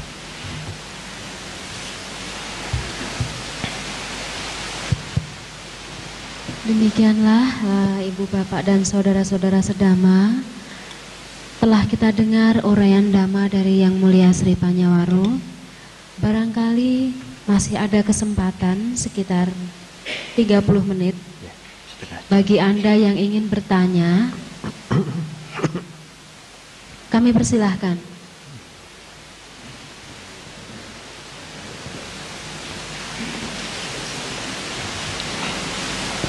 Silahkan untuk menyebutkan nama. Saya pikir mau bertanya. Kami persilahkan untuk menyebutkan nama dan dari mana, serta menyampaikan pertanyaan dengan singkat dan jelas. Silahkan Pak.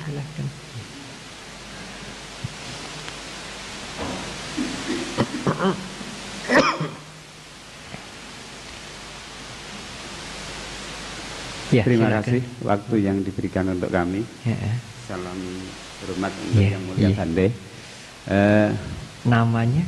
Nama saya Sriono dari Kartosuro. Kartosuro. Sedikit kami perkenalkan, pernah ikut Pak Baja, tapi tahun berapa udah lupa. Iya, bagus. Dan lupa, ya. Dalam Orean Bante tadi ada beberapa yang ingin kami tanyakan, terutama dalam hal setelah mati semoga bermanfaat, antaranya begitu tadi. Yang walaupun sudah mati tapi bermanfaat. Tadi ada mungkin agak kurang jelas. Yang satunya lagi masalah kelahiran. Tadi sehubungan dengan kelahiran atau sebab akibat. Kalau bayi itu lahir pada umumnya lahir dari rahim ataupun operasi, itu yang untuk komunikasi mudahnya. Tapi kan yang sebetulnya kan sebelum lahir itu kan sudah ada. Yang kami tanyakan pada Bante, kapan lahir yang sebenarnya manusia? Jadi sebelum lahir melalui rahim ataupun operasi itu. Sebetulnya banyak, tapi ya untuk itu saja dulu yang kami tanyakan. Sekali lagi terima kasih. Sama-sama. Pertanyaan yang sangat baik. Kapan kehidupan mulai ada? Apakah kalau seseorang dilahirkan dari rahim seorang ibu baru hidup? Oh tidak. Dalam rahim, dalam kandungan, dalam perut lah, kasarnya begitu, sudah ada kehidupan. Kapan itu dimulai? Dalam suta-suta tidak terlalu dijelaskan itu. Hanya dijelaskan begini, kehidupan itu dimulai kalau ada sperma dan ovum dan kesadaran. Ada 3 unsur. Kalau hanya ada sperma dan ovum, tidak ada kesadaran, tidak terjadi kehidupan. Kesadaran itu dalam istilah teknisnya disebut gandaba. Sama saja dengan winyana sebetulnya. Dari mana kesadaran itu? Dari makhluk yang meninggal dunia. Dari mana saja? Mungkin dewa, mungkin manusia, mungkin di Indonesia ini, mungkin dari negara lain. Harus ada makhluk yang meninggal. Apakah gandaba atau kesadaran itu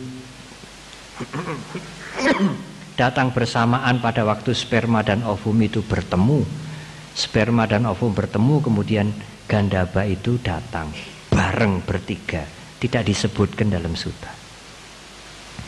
Kemungkinan bisa begitu. Jadi begitu sperma dan ovum bertemu, meskipun wujud fisiknya itu sangat kecil, itu sudah terjadi kehidupan. Sehingga banyak umat Buddha, para biku juga tidak mau atau menghindari makan telur kampung. Bukan telur horen, bukan. Karena telur itu hidup itu di dalamnya itu. Diangkermi itu kan hanya proses saja. Meskipun belum diangkermi itu sudah ada kehidupan. Kalau itu digodok, diberikan kepada para biku, dia sengaja membunuh untuk biku. Itu ada 5 kejahatan dilakukan sekaligus. Ada 5 akusala karma yang dilakukan sekaligus. Sengaja membunuh untuk disajikan pada biku. Kecuali dia membeli telur yang sudah matang di warung, dia tidak membunuh. Tapi kalau dia godok sendiri telur kampung dan khusus mau dipakai untuk ngirim biku, dia sengaja membunuh. Spesial membunuh untuk biku. Dia bisa berbuat jahat 5 macam sekaligus. Hal telur horen, telur kampung tidak, karena tidak akan menetas. Mengapa? Karena telur itu dianggap ada kehidupan. Biku-biku di Sri Lanka lebih baik makan daging daripada makan telur. Karena dia curiga jangan-jangan ini tadi sengaja digodok untuk dibawa ke wihara. Berarti sengaja dibunuh untuk kami-kami para biku. Itu harus ditolak. Jadi binatang yang sengaja dibunuh khusus untuk biku, kalau saya tahu atau mencurigai, saya harus menolak. Tidak boleh memakan sedikit pun. Kecuali itu sudah mati. Ya, sudah menjadi bangkai, ya, sudah menjadi daging, sudah mati. Tidak khusus disembelih atau dibunuh untuk para biku. Nah, kalau dia beli daging di pasar, beli ikan ayam atau ikan laut di pasar, kemudian dimasak dibawa ke wihara, itu lebih aman daripada godok telur. Godok telur itu sengaja membunuh untuk ngirim para biku ke wihara. Nah, jadi ada kemungkinan begitu sperma dan ovum itu bertemu, kehidupan sudah ada. Apalagi sperma dan ovum itu bertemu di rahimnya ayam betina, di situ sudah ada kehidupan. Keluar berbentuk telur yang ada cangkangnya, itu kehidupannya sudah berjalan beberapa hari, itu beberapa minggu di sana. Nah, demikian juga manusia. Tetapi tidak disebutkan apakah sperma dan ovum bertemu langsung ada kesadaran, tidak disebutkan. Ataukah mungkin sperma dan ovum itu bertemu dulu, berkembang, setelah hari ke-7 atau hari ke-berapa baru ada kesadaran, mungkin juga. Ya. Tetapi mungkin juga sudah ada kesadaran sejak sperma dan ovum itu bertemu. Ya, oleh karena itu ya, pengguguran itu pembunuhan di dalam pandangan agama Buddha. Dalam pandangan agama Buddha sendiri, di dalam kandungan dihitung setengah tahun. Jadi kalau dihitung setengah tahun itu pasti sudah ada kehidupan. Setengah tahun itu berarti kandungan berusia 3 bulan. Jadi kalau kandungan berusia 3 bulan itu pasti ada kehidupan. Ditasbihkan menjadi biku, paling muda harus umur 20. Kalau sebelum 20 hanya bisa ditasbihkan samanera. Kalau kepingin menjadi biku, syaratnya ada banyak syarat. Salah satu syaratnya umur 20. Tapi kalau sudah 19 setengah sudah boleh. Jadi kalau dia ditasbihkan umur 19 setengah, upajaya sangga yang mentasbihkan tidak melanggar. Karena 19 setengah itu sudah dimasukkan 20. Di dalam perut dihitung setengah tahun. Dalam perhitungan Buddhis. Jadi penjelasan tentang kapan kehidupan dimulai bukan sejak bayi itu dilahirkan, bukan sejak telur itu keluar dari rahimnya ayam, masih di dalam rahim kehidupan sudah ada. Kapan saatnya? Nah, itu tidak bisa disebutkan dengan fix ya, dengan jelas ya. Kapan saatnya? Di Sutta-Sutta Sang Buddha hanya mengatakan ada 3 unsur. Ada sperma, unsur pria, unsur wanita, ada ovum, telur, kemudian ada kesadaran. Salah satu absen, kehidupan tidak bisa terjadi. Itu untuk kita ya, alam manusia, binatang. Tetapi untuk para dewa berbeda lagi.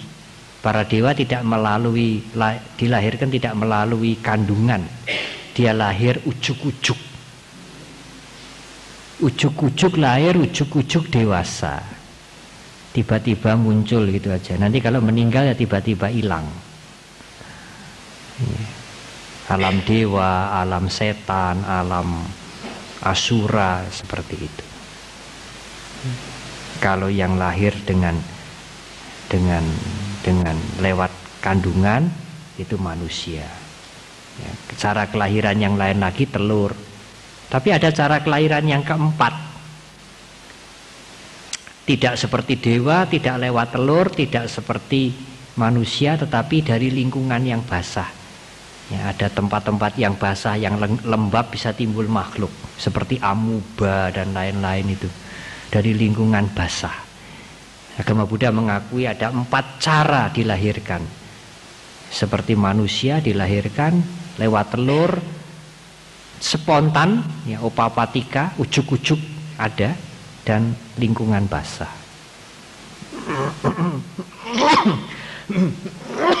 Bagaimana Bante setelah meninggal semoga tetap bermanfaat? Bisa saudara kalau mau. Sebelum meninggal saya sudah teken, besok kalau saya meninggal mata saya ambil loh. Jangan sekarang. Kalau sekarang saya tidak bisa berbuat baik banyak nanti. Nanti kalau sudah meninggal sebelum 8 jam, sebelum menjadi busuk mungkin ya, sebelum 8 jam dokter datang diambil. Kornea ini bisa diberikan pada orang yang korneanya rusak. Kornea kita 2, nanti diberikan pada 2 orang. 1 orang hanya boleh terima 1. Jadi meskipun kita meninggal masih bisa bermanfaat. Waktu kita hidup ya tidak boleh ini diambil untuk nulungi orang yang buta, tidak boleh. Ya, karena kita sendiri juga perlu untuk berbuat baik yang lain. Nanti waktu meninggal malah bisa menolong orang yang buta. Tidak hanya mata Bante, kalau saya meninggal, kalau belum rusak dan memenuhi syarat, ginjal saya kasih, oh silahkan tulis wasiat mulai sekarang.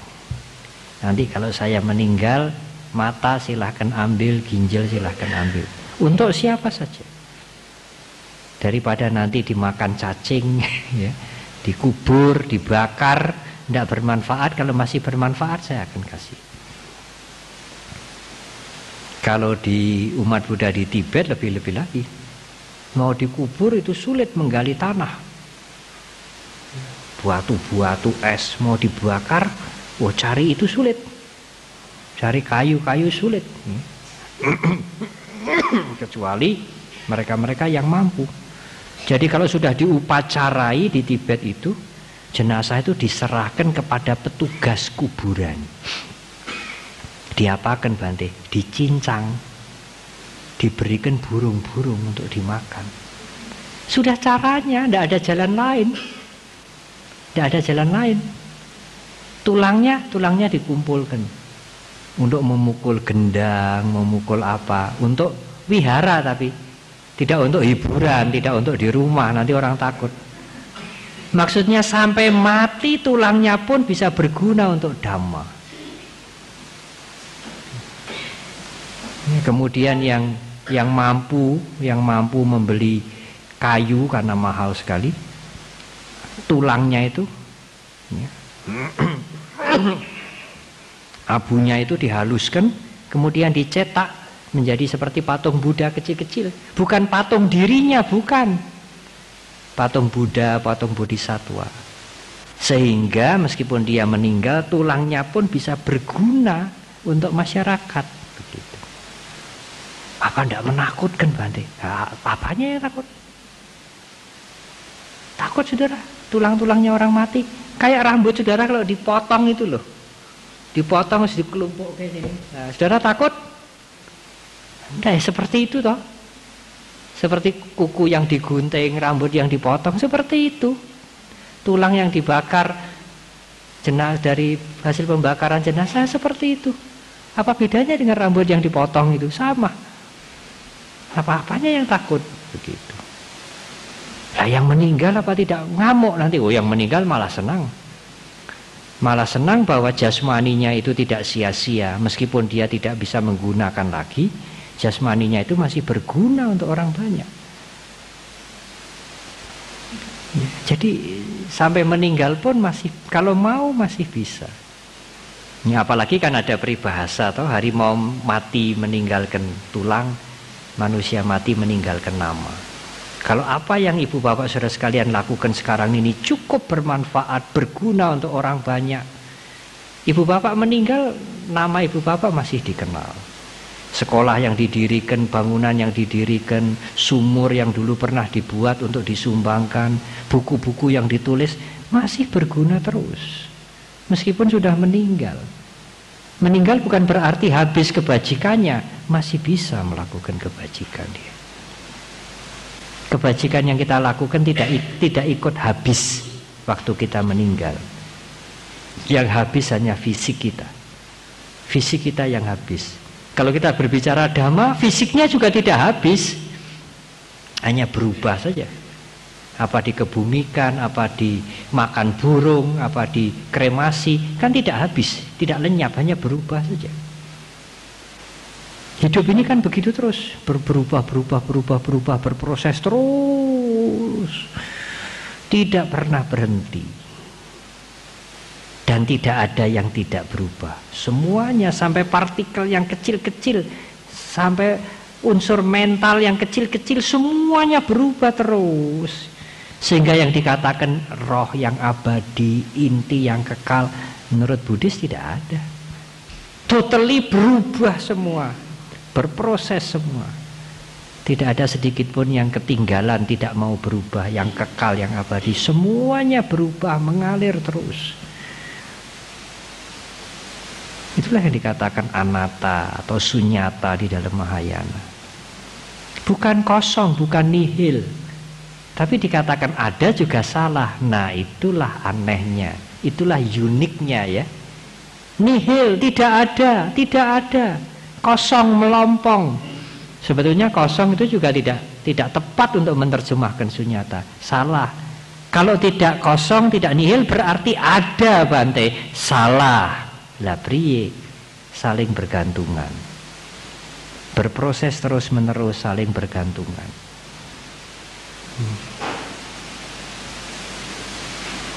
Kemarin saya berkata kepada para mahasiswa, bisa mengerti? Awalnya sulit mengerti dia. Saya ulang kembali. Iya, memang saya katakan orang-orang bodoh ndak cocok menjadi umat Buddha. Orang-orang bodoh memang tidak cocok menjadi umat Buddha. Tapi tidak apa, itu hanya guyonan saja. Saudara bisa mengambil sebatas yang saudara bisa menangkap. Sekarang saudara tidak bisa menangkap, siapa tahu sering mendengar, dan kemudian latihan, dan kemudian pengertian bertambah. 2-3 tahun kemudian, apa yang saudara sekarang sulit menangkap, suatu ketika saudara akan mudah menangkap. Ya. Satu pertanyaan lagi. Siapa yang sudah taken, matanya mau diberi? Saya sudah taken, saudara. Sudah taken sudah lama. Mata saya nanti kalau meninggal cungkil saja. Kalau tidak boleh, Bante, nanti kalau saya sudah taken waktu saya meninggal, ahli waris semua nyedangi ya, tidak boleh matanya dicungkil. Ya wis. Yang penting kan sudah ada cetana, ya, sudah ada niat untuk memberikan.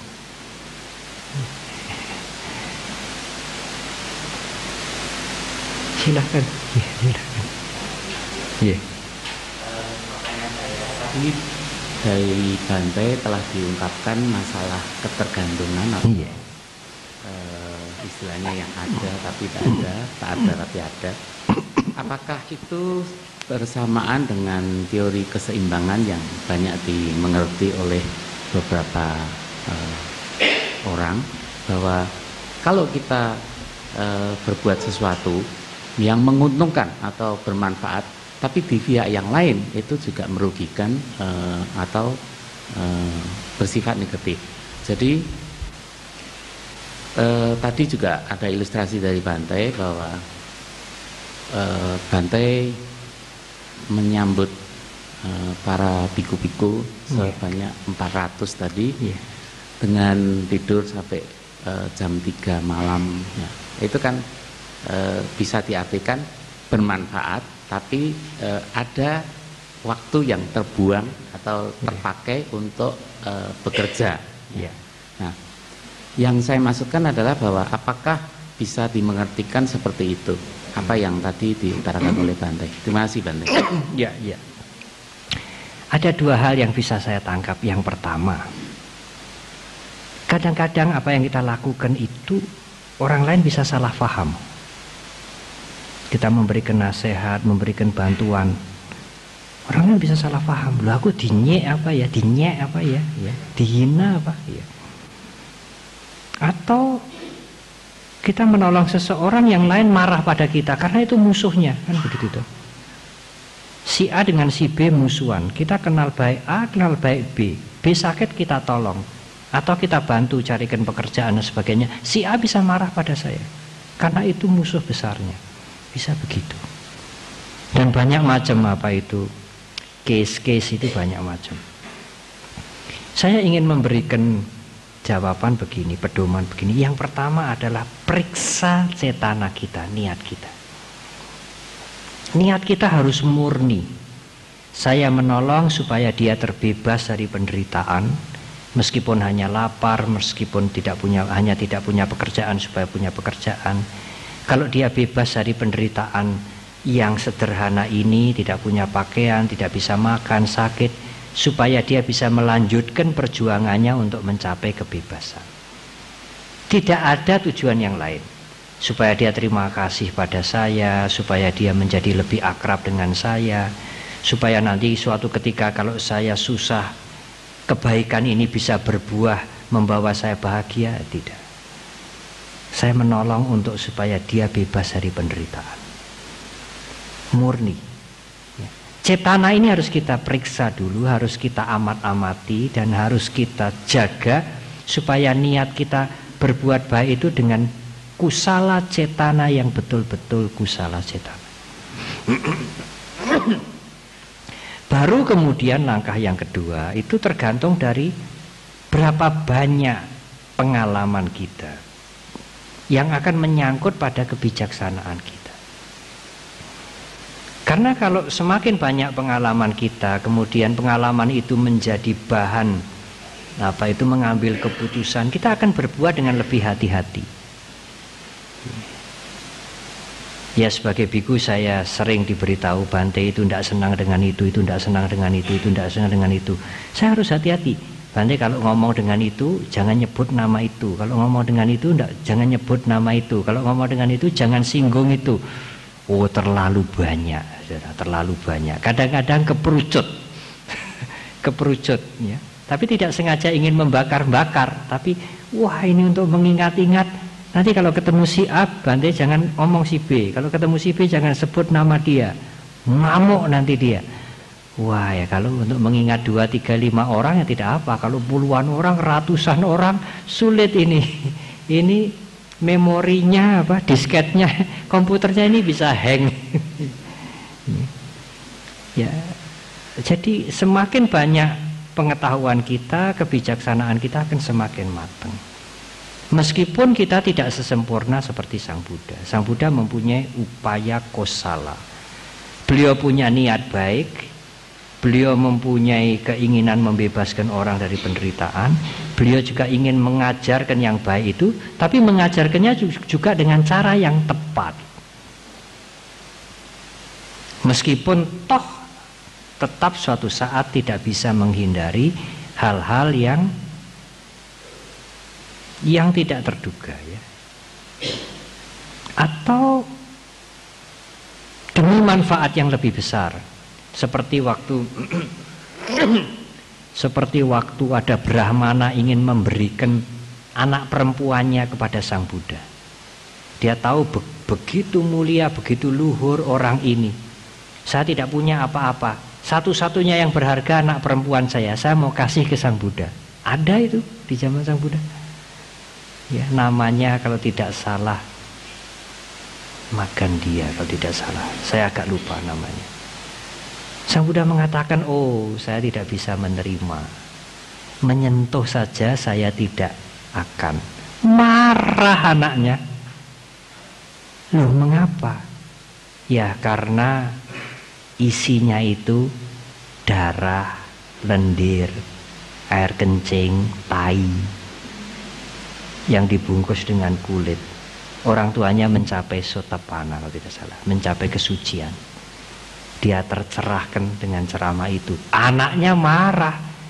Cantik-cantik begini dikatakan isinya tai, kotor. Nah, habis. Dan nyatanya begitu toh. Tulang-tulang, tai, kotoran, lendir, air kencing yang dibungkus dengan kulit terus melaku. Dan begitu toh. Baiknya itu kan didekor gitu ya. Pakai dekorasi gitu. Waduh, yang rambutnya begitu. Orang tuanya mengerti kesunyataan, dia mencapai kesucian, bebas dari kemelekatan, dari kekotoran batin. Anaknya ngamuk, tidak bisa menghindar, tidak bisa dihindari. Kalau dihindari, orang tuanya tidak mencapai kesucian, anaknya juga tidak mencapai apa-apa. Tidak bisa dihindari. Demikian juga apalagi kita sebagai manusia biasa. Tapi yang penting cetana kita harus kita jaga. Cetana kita harus kita periksa dengan betul-betul murni. Tidak ada pamrih apapun, tidak ada gain apapun. Termasuk nama baik, populer, terkenal, supaya dikenal menjadi orang baik di masyarakat. Tidak. Saya ingin melakukan ini untuk membantu dia dan membebaskan diri saya dari kekotoran batin. Tetapi Bante, kalau misalnya tadi Bante mengatakan kalau tidurnya kurang, orang lain bermanfaat, kita akan rugi. Tapi rugi itu kan konsep toh saudara. Kalau saya tidak merasa rugi, ya sudah ya, karena memang tidur kurang, pekerjaan banyak, ya besok pagi bangun ya agak sempoyongan, yaitu konsekuensi dari tidur kurang. Saya tidak menamakan itu tidak untung, tidak menamakan itu halangan, tidak menamakan itu rugi. Jadi tidak ada sesuatu yang merasa saya dirugikan, ya. Itu juga tergantung bagaimana kita memandang. Apalagi kalau konsep aku dan saya itu kita buang, siapa yang rugi? Iki ming proses ke ora ana aku sing rugi, habis. Ya selesai. Nanti andai kata kita menghadapi kematian, aku harap mati, meninggalkan dunia ini semuanya, imeng proses kok.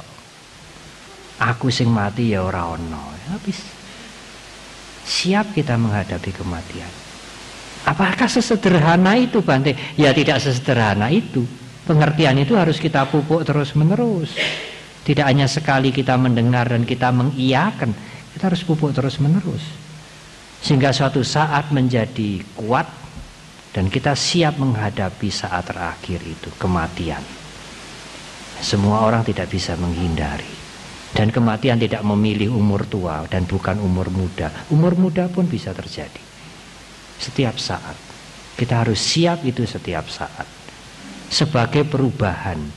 Dan tidak ada aku yang terkena perubahan. Yang ada apa? Yang ada hanya perubahan itu aja. Oh yang berubah itu aku loh, masih ada aku lagi. Wong aku itu tidak ada. Ya. Kalau aku itu tidak ada, yang berubah apanya? Ya perubahan itu sendiri sebetulnya ya. Ya memang ini agak sulit ditangkap ya. Tapi cobalah, coba pelan-pelan ya, pelan-pelan untuk memahami. Kalau misalnya dimaki-maki, oh namanya misalnya Amir ya, Amir goblok, Amir kayak kaki 4. Kalau kita mendengar ming suara itu hanya suara ditangkap telinga ini. Udah. Amir aku itu hanya konsep saja. Kalau nama saya ubah, aku dudu Amir kok, aku Hasan. Habis toh, selesai toh. Apa sulitnya toh? Waktu kita dimaki-maki aku Hasan. Lebar dimaki-maki aku balik jadi Amir meneh. Selesai. Habis toh. Susah amat. Itu kan tergantung dari kita. Kalau kita menerima dengan positive thinking, semuanya nggak ada masalah. Tapi kalau kita terima dengan negative thinking, semuanya menjadi masalah, mencurigakan, menjemukan, menjengkelkan. Kan begitu. Dan alasan untuk itu kuat. Ini bukan hanya mau serekal-serekalan ya. Alasan untuk itu kuat sekali. Mengapa? Karena tidak ada yang tetap. Semuanya berubah, semuanya mengalir, tidak ada yang tetap. Karena itu kalau kita gondeli itu tidak sesuai dengan kesunyataan. Tidak ada yang tetap. Ayo kita analisa tubuh kita ini dengan mental kita. Mana yang tetap coba? Pikiran kita, oh itu sangat berubah. Perasaan kita, ingatan kita, kesadaran kita, jasmani kita yang padat, yang cair, yang gas, yang panas, semuanya berubah terus. Tidak ada yang tetap.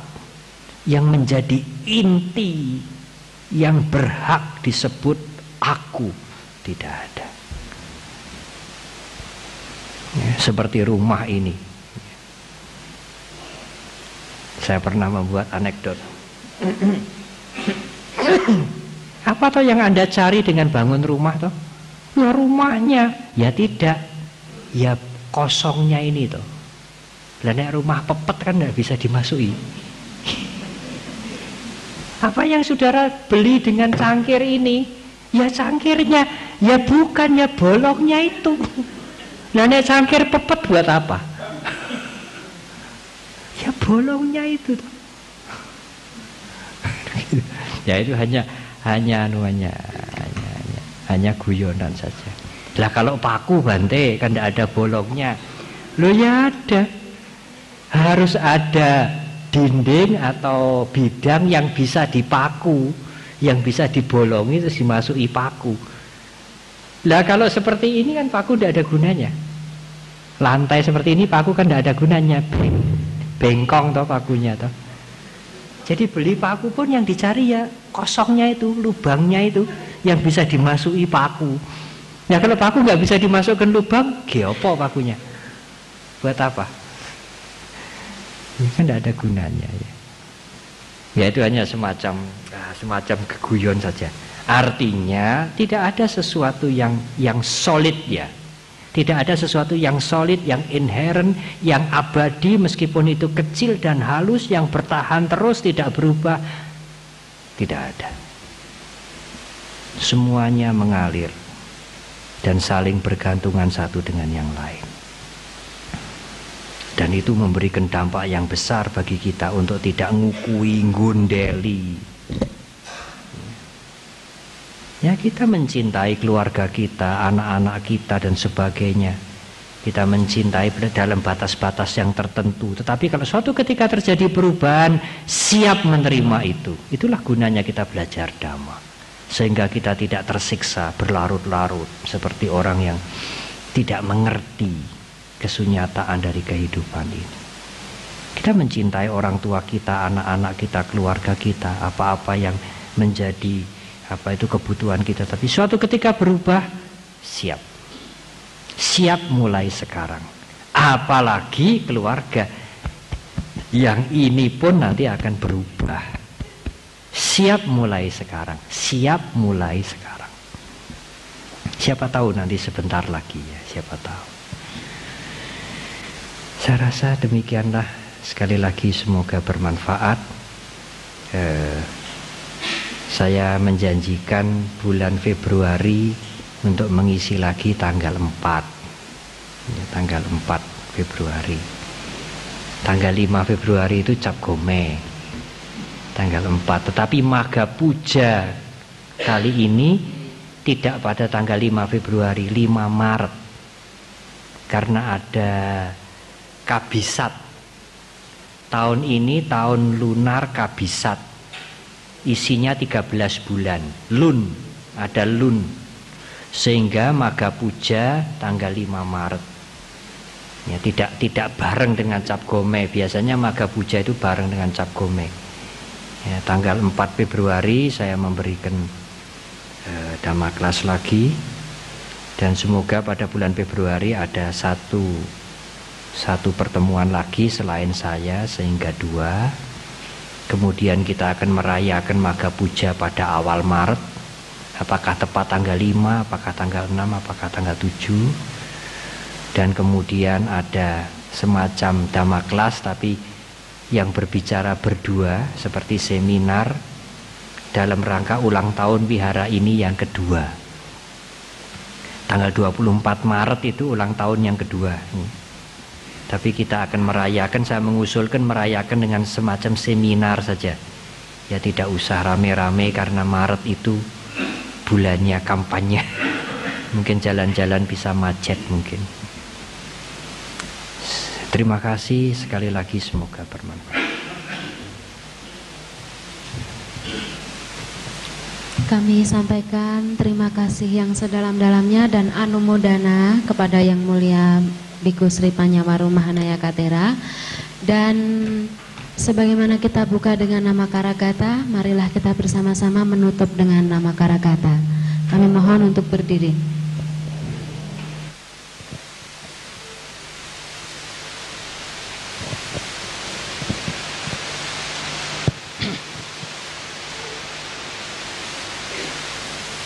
Arahang Sama Sambuddho Bhagawa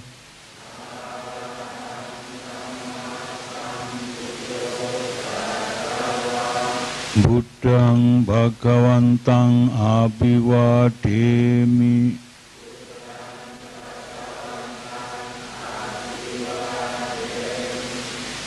Swakato Bhagawata Dhammo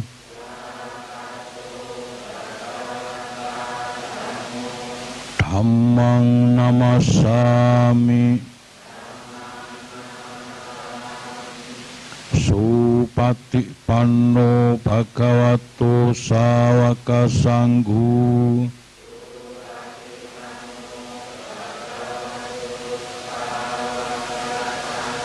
Sangghang namami